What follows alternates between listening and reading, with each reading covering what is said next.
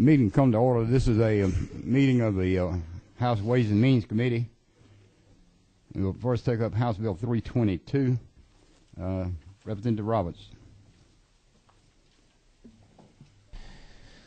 Thank you, Mr. Chairman. House Bill 322 is the exemption for airlines. If you'll see, the bill has changed from in the past. Next year there's a $20 million cap, and the next year there's a $10 million cap. And after that, basically we have said don't come back to it again. And that's simply the bill. It's basically the same as the past, except for now we've got a cap. I'll be glad to answer any questions about it.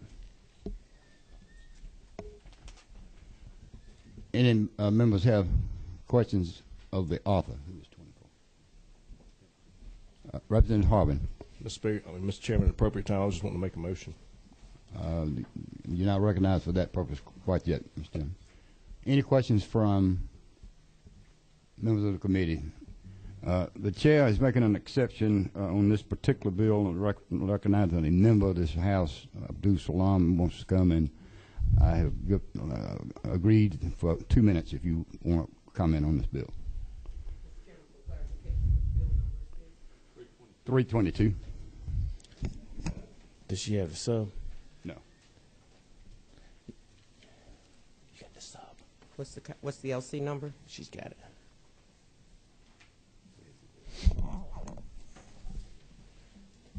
I apologize for not having had the sub in advance. Let me make sure.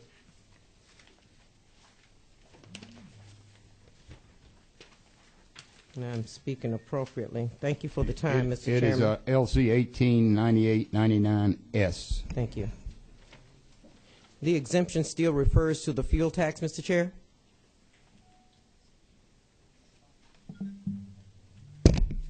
You asking me a question? Yes, sir.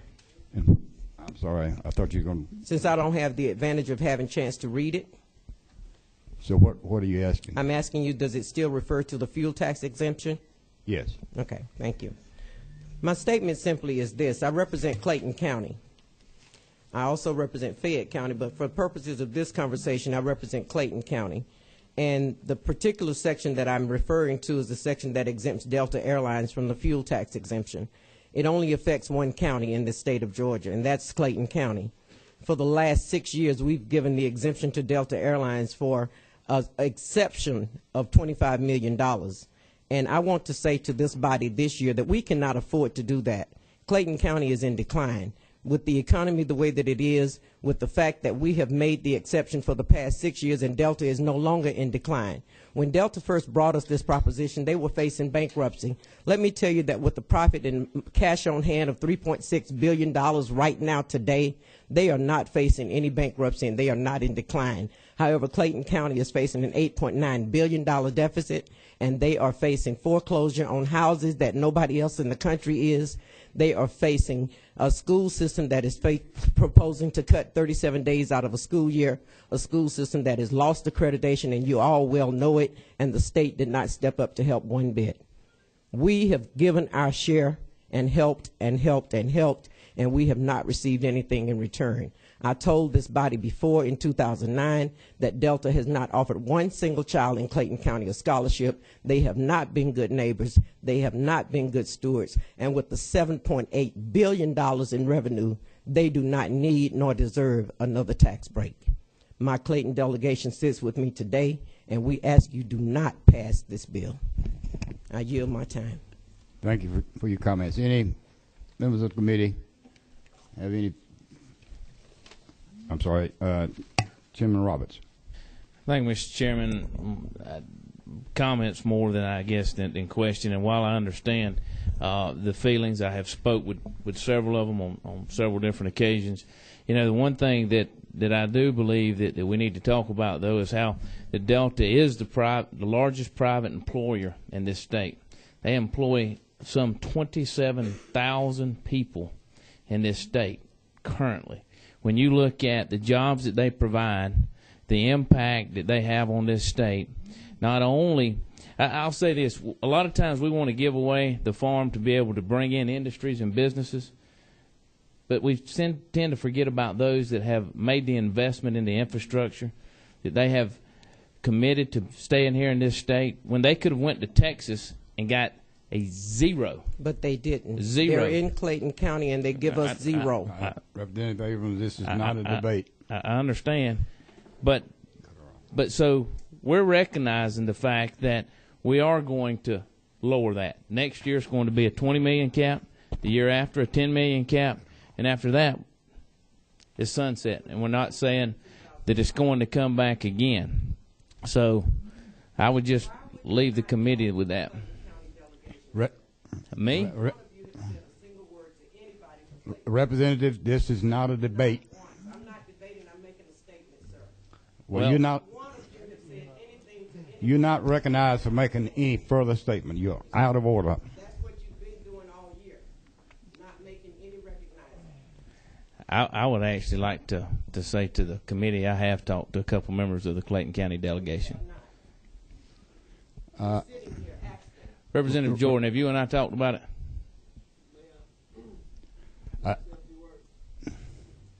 Yes, sir. And this is the last one. Well, Mr. Chairman, thank you for this opportunity.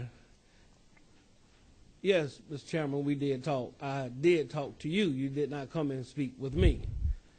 And I was disappointed that Delta has not spoken with me.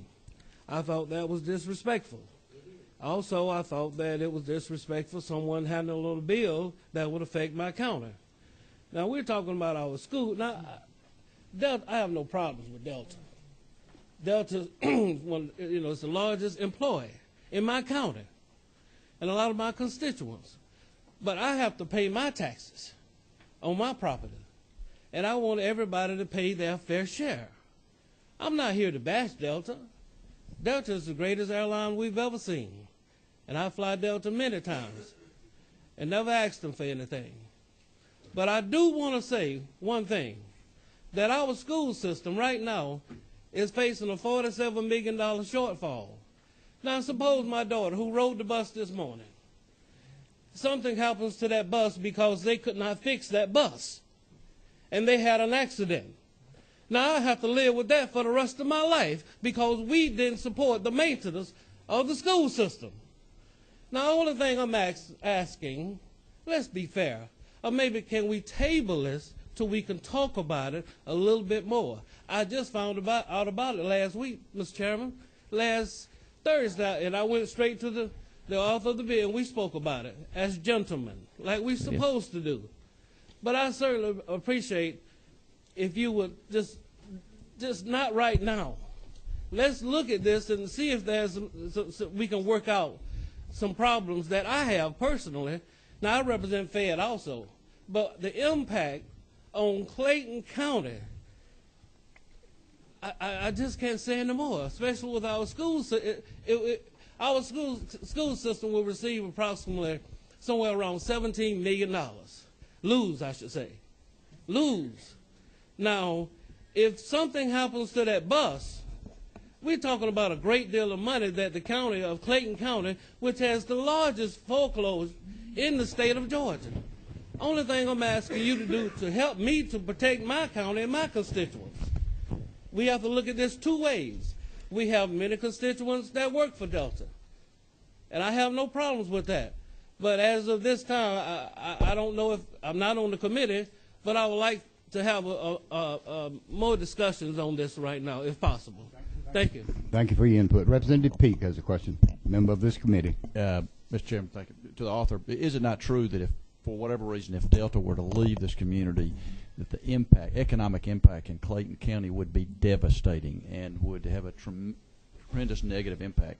That by doing this, providing this incentive, it does make sure that they will stay here and continue to be part of the largest employer in Clayton County. Yes. Is that true? Representative Abrams.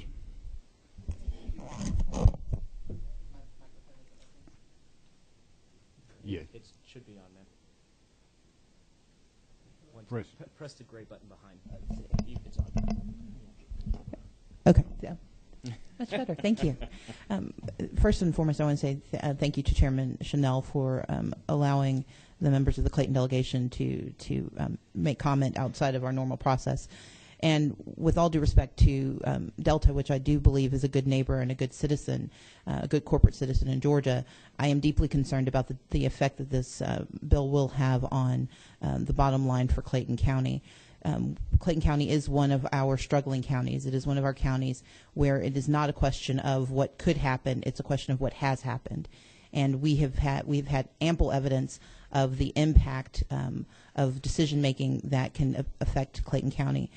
While I have previously supported the Delta exemptions, and indeed a few minutes ago stood in a committee subcommittee hearing and did not oppose this bill, based on the information provided by the Clayton delegation, I'm going to have to vote in opposition to this bill, and I would ask the remainder of this committee to consider this impact and consider what it would do to your community.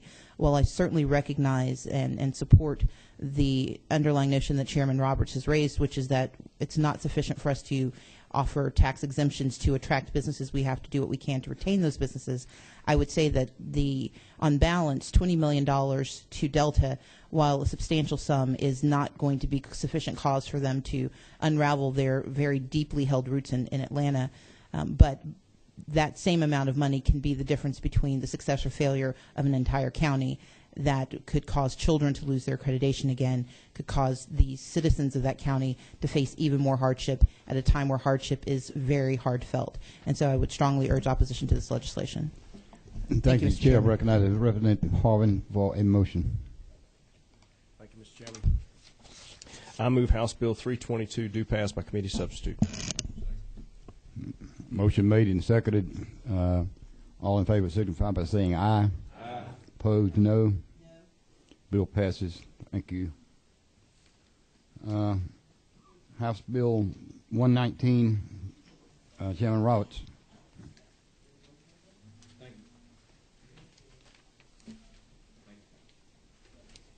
Thank you, Mr. Chairman. House Bill 119 is a bill that we passed out. Of course, that was only a subcommittee. Let me rephrase that. Okay. Passed out a subcommittee the other day onto the full committee. We did make one change as it come out of subcommittee. We went back and added a sunset provision in here that currently was, or that wasn't in the original bill. This is a exemption for the locomotives. If you look at all across the state of Georgia, we have some 5,000 miles of railroad track in this state. We have 2 main railroads, 22 short lines that provide a lot of needed expansion for businesses, I know, down in the rural part of the state. The argument is made that the motor fuel tax goes toward roads and bridges. They're not getting any of the benefit of it. However, the trucks that are moving to and from these railroads are paying that motor fuel tax. And we just ask that during these tough times and as we move forward, you're going to see the expansion. I mean, we're looking at the inland port and Cordele. We're also looking at other expansions down in the rural part of the state. Just this past week, we were meeting about a business down there that's going to possibly expand on the track to add 400 jobs, possibly in rural Georgia, which is a lot of jobs in this day and time, but especially down in that area.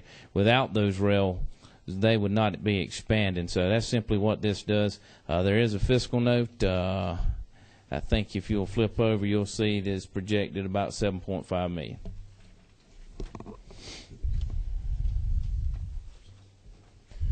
Representative Parsons.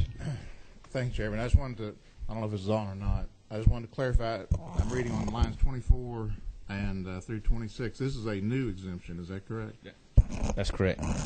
And we have let exemptions. I know last year we didn't extend any exemptions, and this is a new exemption. That's correct. Yes, sir. Any further questions from members of the committee? Representative Martin. Mr. Chairman, I think in subcommittee we talked about this briefly, but the 4R Act, which deals is a federal act that talks about how railroads can be taxed, arguably preempts the state from this taxation at all. I know that has not been, I don't believe that's been litigated in Georgia. I think in other states it has been. It is not unprecedented that states do waive fuel tax on railroads due to the 4R Act. I just thought the committee, we had that in subcommittee, I brought it up and was Thank through you. that for the full committee. Any further questions from members of the committee? What's the pleasure of the committee? Motion made and seconded that do pass. All in favor signify by saying aye. Opposed, no. Bill passes. House Bill 389, Vice Chairman of this committee, Knight. Thank you, Mr. Chairman.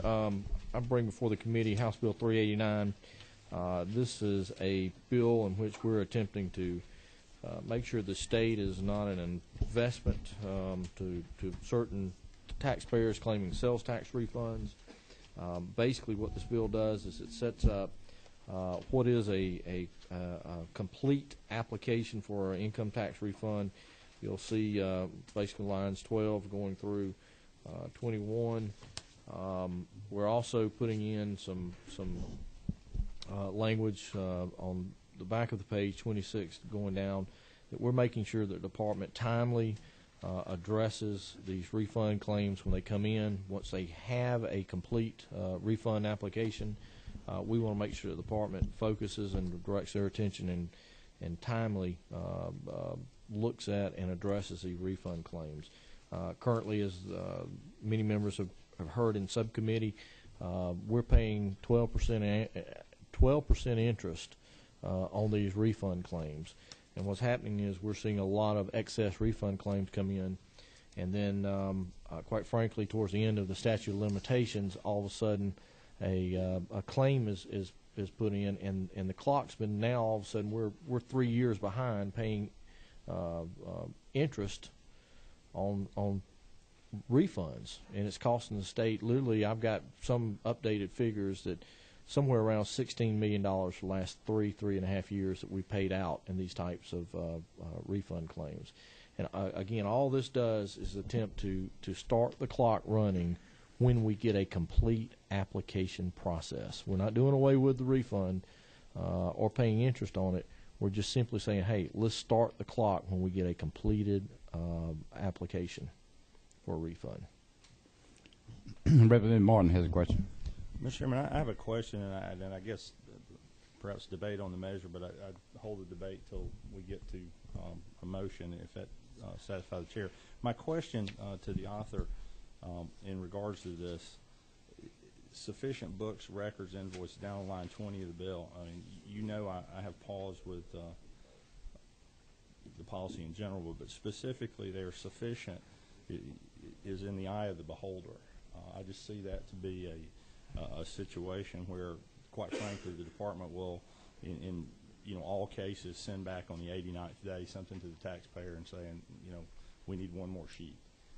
There's not, and even in brief discussions with the department and with legislative counsel, there's not a hard and fast sufficient books and records. It's subjective, such that basically anything can require it to go back once. So, what is the author's? Mr. Chairman, how does the author Mr. Chairman, I see where you're going with this, but and I think we're trying to be even-handed here, and we're trying to set forth specific documents, books. I mean, as a CPA, and a professional, I think we can all agree that there's sufficient books, records, invoice, purchase orders, in other words, documentation as a package that a reasonable person could look at and say, hey, this is enough to evaluate. But what's happening, and this is a recent example, recently the department's got something in to request in, and all it was a request for a claim of refund, but actually for over $1 million. But with that request, there was no support at all. In other words, there was no purchase orders, no invoices, no books. It was just a simple request with nothing in it. And they're starting the statute of limitations or keeping the statute running by filing this request, but yet at the same time they sent the department no documentation in to look at so that the department can respond in a very timely manner. And that's what the heart of this bill is trying to do, is get people to get the full documentation in so that a decision can be made as to what is the proper sales tax, what is owed, what is not owed, and that we can cut off this investment or money going out that these companies are making at 12% a year. So I hope that answers the chairman's question. I understand that, if I may, while the chair's, I understand that, and I won't belabor the point, but I think you do have a subjective description in sufficient books. I understand the gentleman's point, and you have two going on there. Somebody that just puts a refund in to stay open the statute of limitations, irregardless of whether they may, how much they may be owed, and that's certainly something to consider. But I want to be careful, and I think we have unintended consequences that 389 is ripe with, that you have, in order to get at the one or two or several bad actors, you have a piece of legislation that paints everybody into that category, and it gives the opportunity to cut off a good faith effort by companies that are doing that. I had a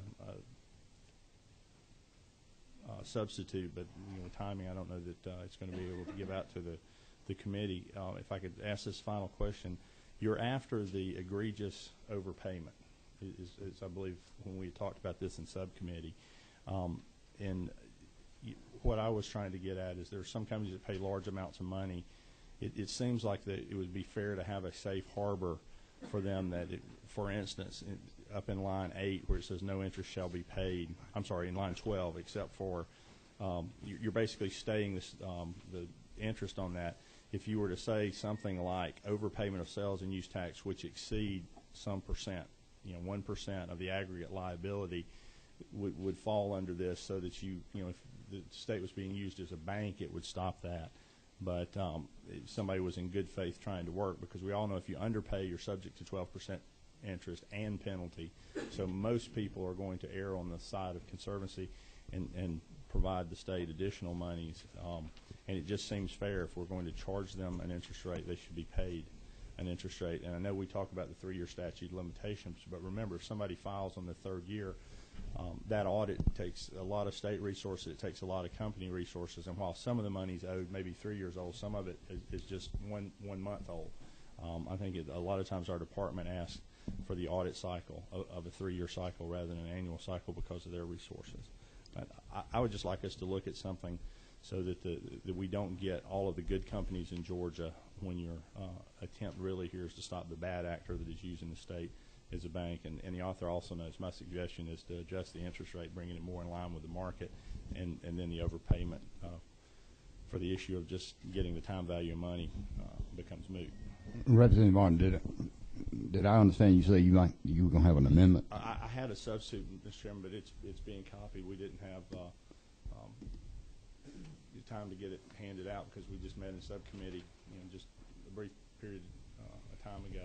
I have the 02 of it, but perhaps that is something I could offer as an amendment to be offered in rules and brought out with the rules committees. Okay. I just don't think it's ready right now. If you're not ready, then that's if we about what you're going to have to do. Yeah, if we had to today or in the morning, but because I guess it has to be reported out of the House though today. That is correct. Vice Chairman Knight. Mr. Chairman, again, just to reiterate what you just said, in order to move this bill, we've got to move it today. There is still ample time for Chairman Martin to address this issue, not only rules, but also should this bill continue over on the Senate side to look at his issues. All right. Any further questions from the members of the committee? I see none. Chair, entertain a motion. Motion made and seconded to do pass. All in favor, signify by saying aye. Aye. Opposed, no. Bill passes.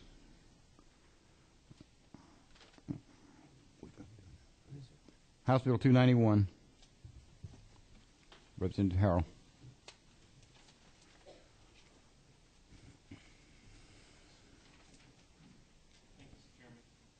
Well, Thank you, Mr. Chairman.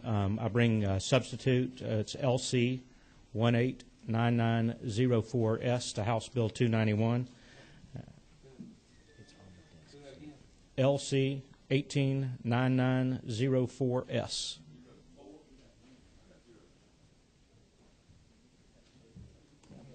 We have a. It's on the.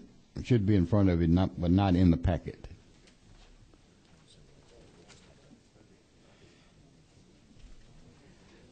Everybody find LC 189904S? Anybody not have it? You may proceed, Representative Harrell. I appreciate the experienced learning members of this committee's the time and effort in assisting me with this idea.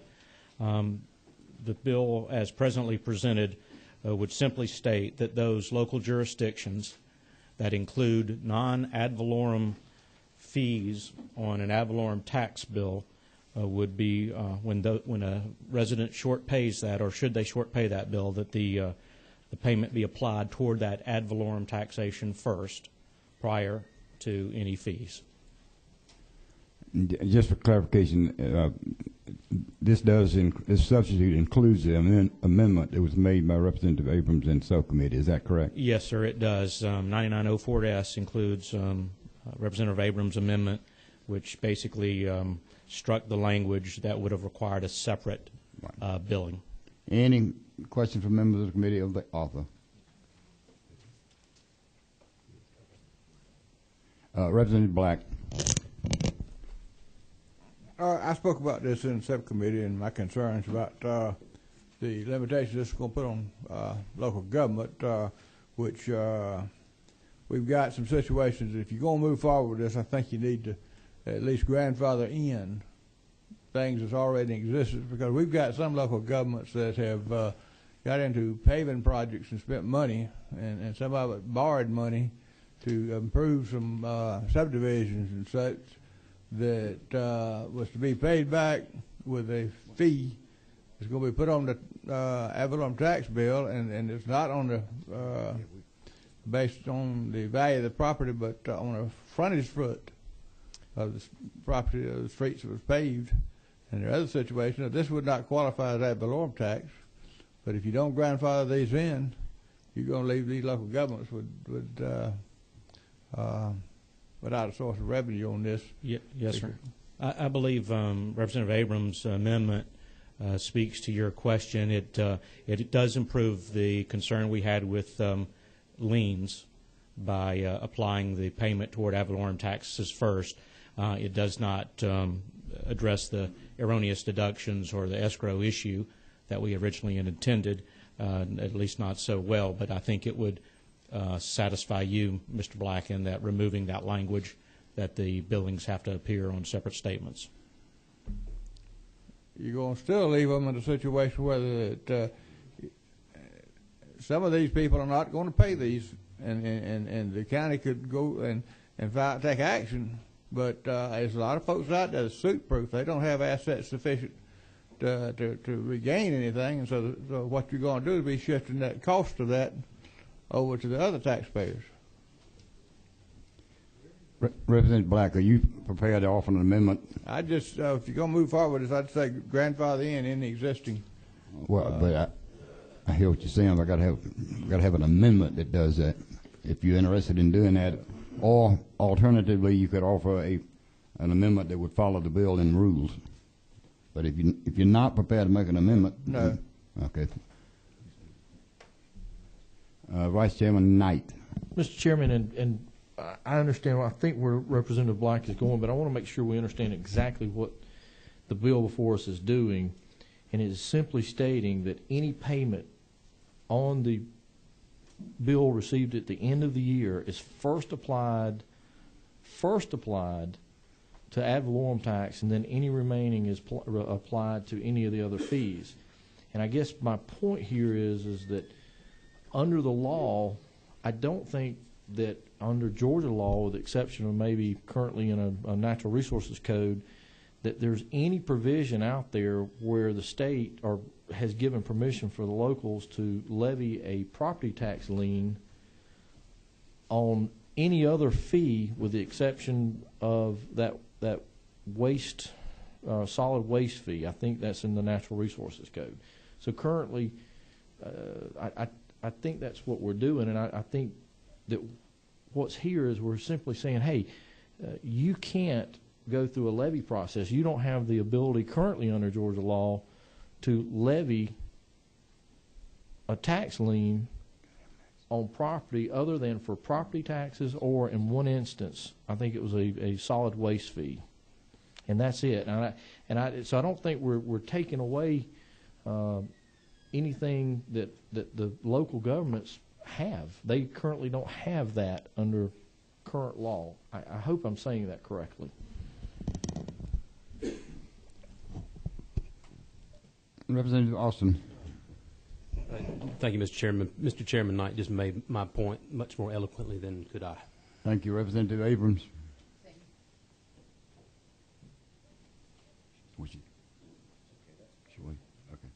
Representative Harvin.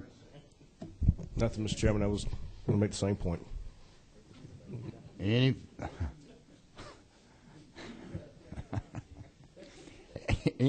Any further questions or discussion by members of the committee? If not, Chair will entertain a motion. Motion made and second. Do pass. All in favor, signify by saying aye. Aye. Opposed, no. Bill 259. No, I'm sorry. 291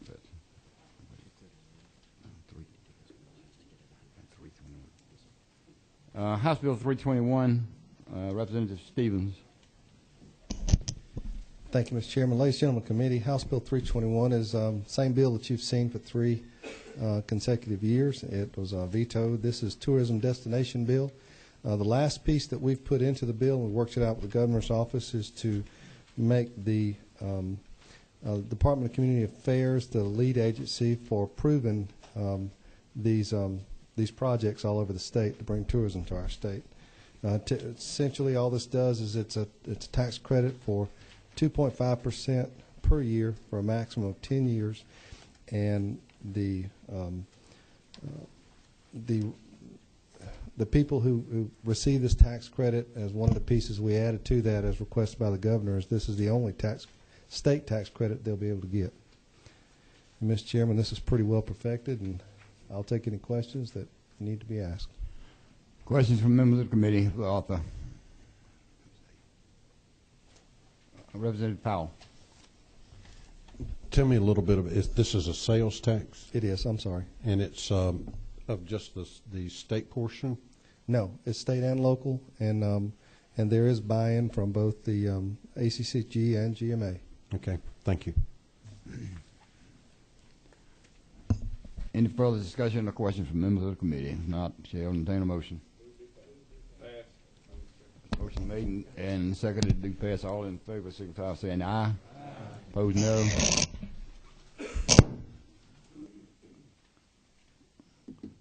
House Bill 381, Representative Lindsay.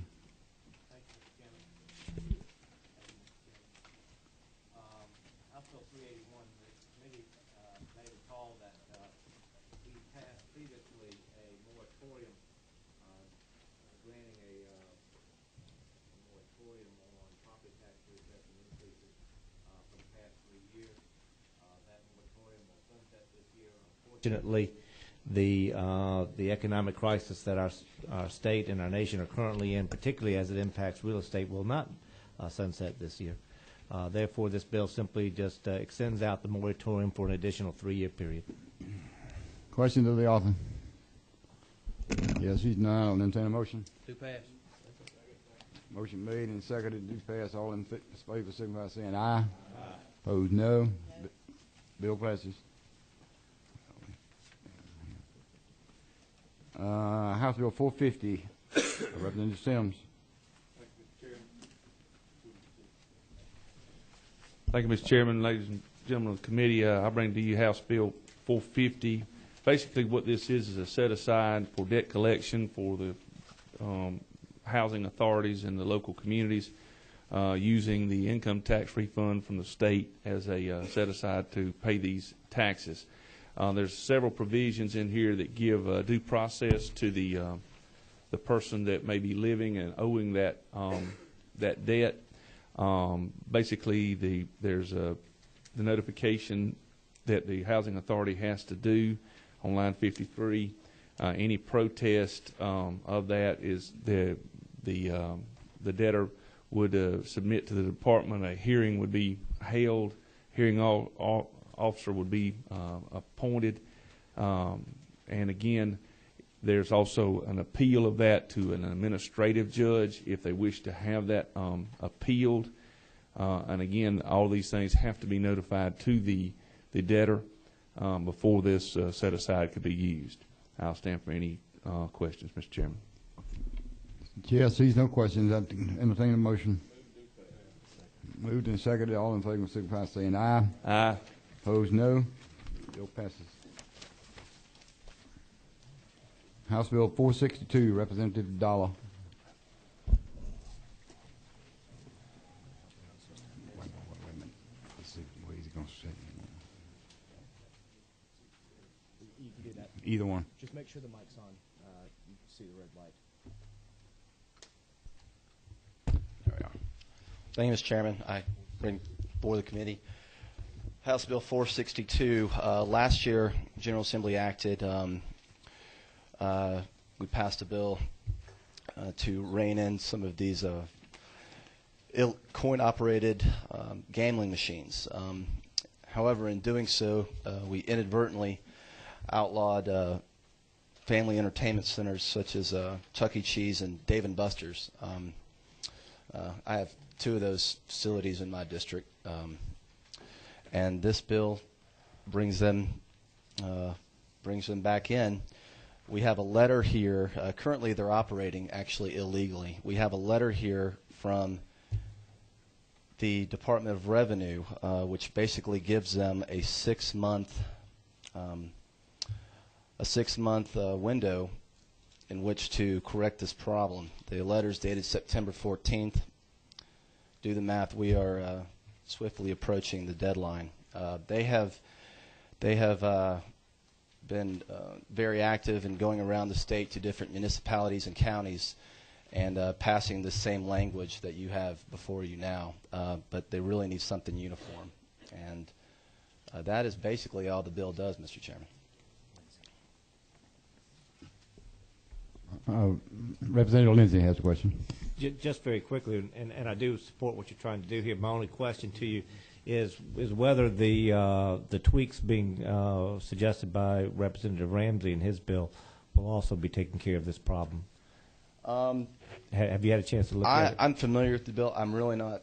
I'm not confident to speak to it right now. Okay. Other than speaking to it,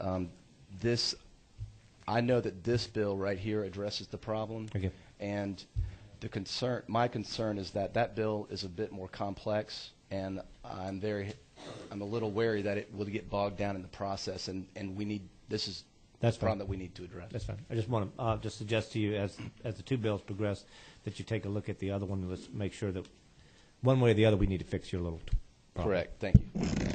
Any members of the committee have any further questions of the author? Now, Representative Sims for a motion. Wish to make a motion to pass. Motion made and seconded to pass. All in favor signify by saying aye. Opposed, no. Bill passes. House Bill 73, Representative Stevens. Thank you, Mr. Speaker. Ladies and gentlemen of the committee, House Bill 73 is the same bill that you saw last year with very minor changes. The local growth bill allows the local communities, has absolutely no cost to the state, by the way, allows the local communities to use in increments of 1/10 of a penny to bring up a SPLOST for their community in increments potentially of less than a penny. So it's essentially that's all it does. It's the same one that we heard last year. Any questions from members of the committee of the author? Seeing none, the motion made and seconded to pass. All in favor of the bill signify by saying aye. Opposed, no. Bill passes. Is this one? Who's the author? Where is he?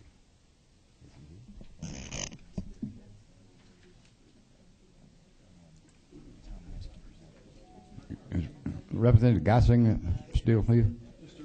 I'll have that bill for him. Okay. House Bill 259.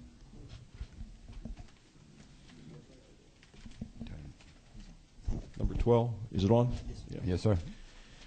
Thank you, Mr. Chairman. This is House Bill 259, LC 285672S. This is a bill that was passed out of here known as House Bill 480 2 years ago with overwhelming support. It is the title fee bill. What it does is to say that all sales tax on vehicles and all ad valorem tax on vehicles goes away and is replaced by a title fee of 6 3/4%. The bill went out of here with a $1,500 cap on the title fee, which gave it the appearance of aiding some particular sets of people. That's been removed, and this bill is a great way to both increase our coverage of appropriate tax coverage for vehicles, as well as having the effect of anybody with buying a car off a lot right now walks away making money. I'll stand for any questions on the bill, Mr. Chairman.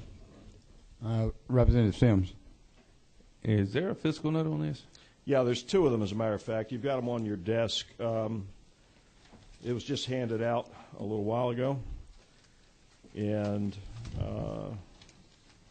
I'll direct your attention to that. You can read it. Okay.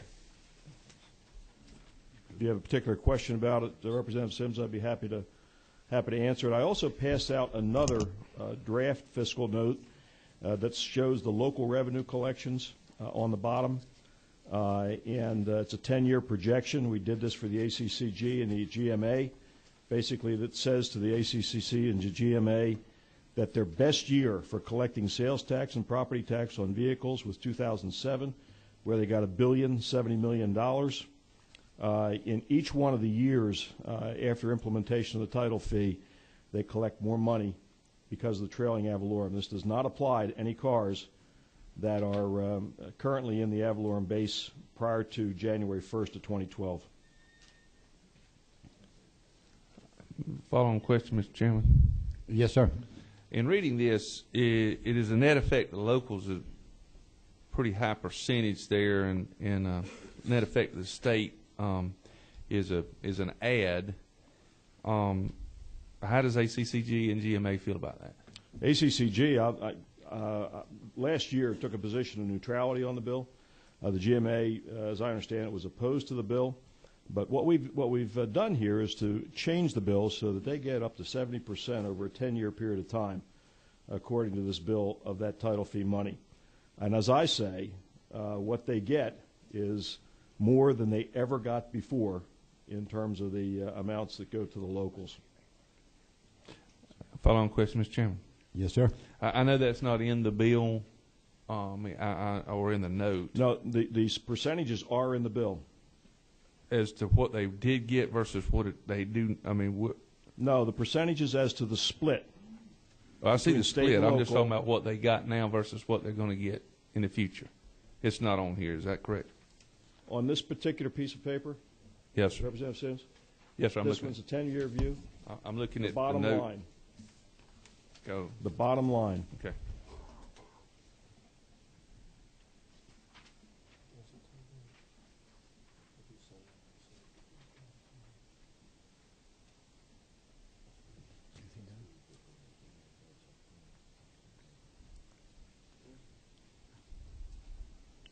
Representative Sam, do you have further questions? No, sir. Okay. Representative Abrams.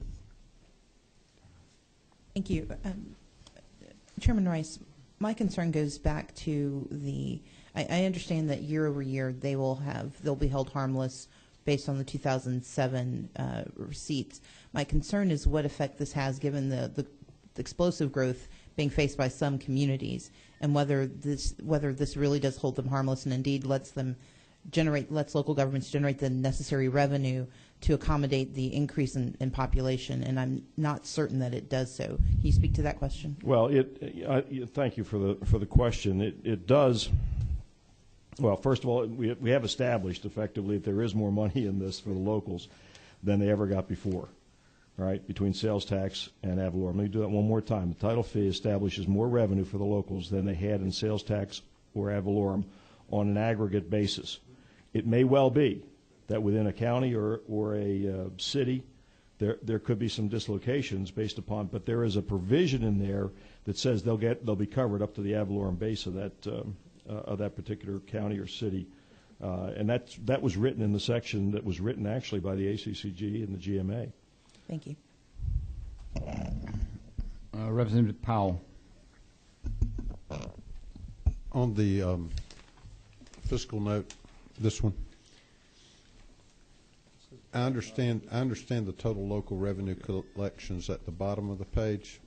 Explain to me the difference between that net effect to locals that's in the middle of the page. Well, what doesn't happen in that net effect to locals in the middle of the page is it does not recognize the continuing ad valorem. So the way the fiscal note's drawn, the continuing ad valorem that goes on after 2011, all it does is recognize the net minus in terms of what they would have gotten. So that's the discrepancy here, because the way the bill is drawn and because of the way the fiscal note comes out of GSU, the traditional way of looking at fiscal notes is not adequate to explain the situation with regard to the locals. Thank you. Representative Martin. Chairman Rice, and please forgive me, I'm not on the ad valorem tax subcommittee, so I didn't have the chance to go over that this year, but I guess two questions here. This note that we have, it says draft not for distribution. Is it created by GMA, ACCG, Georgia State? No, this was put together by the same people who did the fiscal note you're seeing in front of you right now, which only has the 5-year projection on it. Okay, so that's Georgia State for the It is state yes, it has been. This note on the draft was not audited, but the same numbers are on the draft as they were on the 5-year numbers that are in the audited fiscal note. Okay, so tell me simple in terms here. If I own a car now, I'm going to be taxed the way I've always been taxed. Correct. Okay, if I go buy a car after the effective date, I'm going to pay a 6.75 title fee. One time, and that's it for the rest of the car's life. Okay, and that title fee will be paid based on the where I live or where I transact business? Yes. Based on where I live? Yes, depends on the case of the new car sales and where they actual, but it is your location, yes. That's what I'm getting at. If I live in Fulton County and I buy it at the BMW dealership over in Gwinnett by the mall, does Gwinnett or Fulton County get that money? Fulton County gets the money. Okay, that's what I was asking. Thank you. Mm-hmm. By the way, this also contains a provision that any car that's bought this year can qualify to do the title fee. We don't want to hold up sales of cars this year waiting for the title fee next year is what we're trying to avoid. So they can qualify this year after they buy the car. Representative Sims. Again, a question. Is this based on the fact that they think that it is speculated by whoever made these fiscal notes that there's going to be extra car sales, and car sales are down right now? Is that not true? That's been taken into consideration. I'm going to direct you to a study done in August of last year by the Fiscal Research Center that contains all of the variables that have gone into the preparation of this note and this bill. Over the last 2 years, there have been over 13 different fiscal notes because we've changed the variables to accommodate the needs of the various parties involved in this. And so I direct you to this to establish the veracity of the note and whether or not the variables have changed. Yes, we took into consideration the marketplace. We had the University of Georgia also look at this, economist at the University of Georgia, render a decision on this. His numbers were actually more favorable than we got from GSU. Representative Austin. Chairman, and Mr. Chairman, a friendly question. You've illustrated to us that this is going to end up in a net increase in the amount of monies that local governments are ultimately going to take in. Ultimately. But no more tax money to the people who are currently paying ad valorem. That was going to be my question. If I go home and I say ultimately that my local governments are going to get more money, my folks back home are going to be basically saying that we're paying more money, and this is whether you call it a fee or call it a tax increase or a title, whatever. So help me understand. Only if they buy a car after the effective date of the bill, which would be January of 2012. Only if they buy a car after that date. Okay. If they just do nothing, they continue on with what they pay currently. I think there are some people who would rather have the option to buy into a title fee as if continue to pay ad valorem, but that annual birthday tax, quote unquote, goes away with your bill. It's done. It's done. Representative Black. If I understand this right, on a person moving into the state, they have to pay a title fee based on the value. Yes. And if they had just purchased a new car in another state and paid sales tax on it, they'd be getting hit with a double whammy? The answer to that is they pay sales tax when they bring the car into the state effectively. Excuse me. If they buy a car and don't pay sales tax in Tennessee or North Carolina. No, I'm talking about someone that's living in, say, Tennessee. Right, and buy a car and bring it into the state, they're going to pay a title fee. That's right. And they're living in Tennessee. Over a 2-year period of time. And in the short, they buy a new car and they pay sales tax on it there. And then they move to Georgia. They have to. All right. Yeah. So it would. Yeah, that's right. But they don't pay any ad valorem. They wind up paying less, depending on how long they keep the car. Representative Williams. Thank you, Mr. Chairman. Over on page 2, line 58 through 62, in regards to trading that automobile in or buying a used automobile, if you trade it in according to this, there's a rebate given if you trade cars and applied to the new purchase? I'm sorry, where are you looking? Subparagraph C on page 2.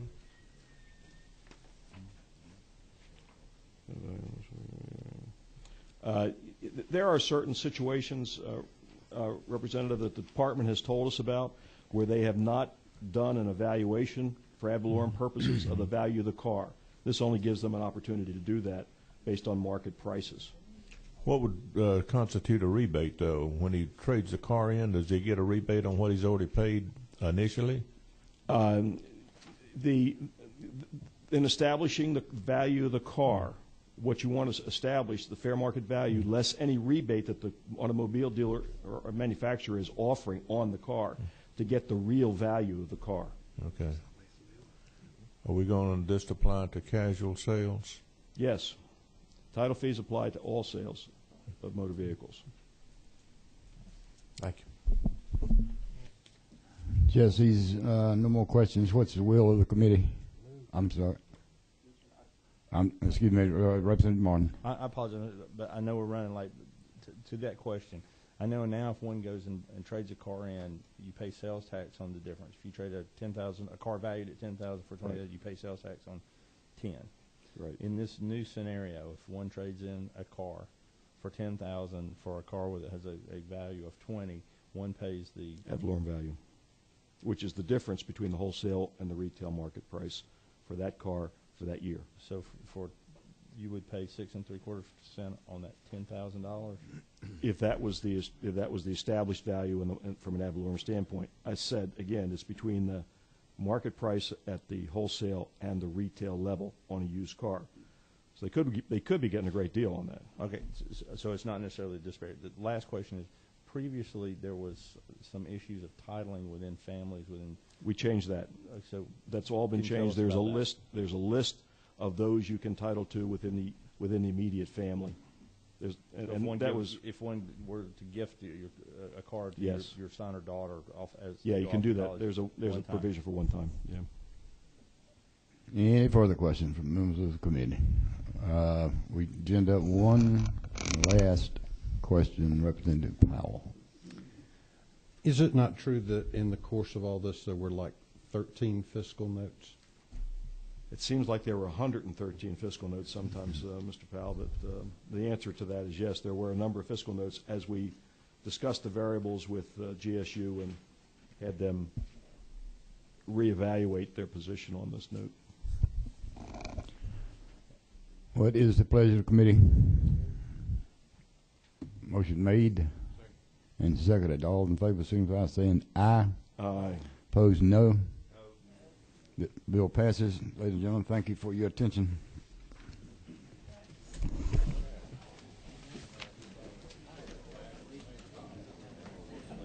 wonder why there are so many no's.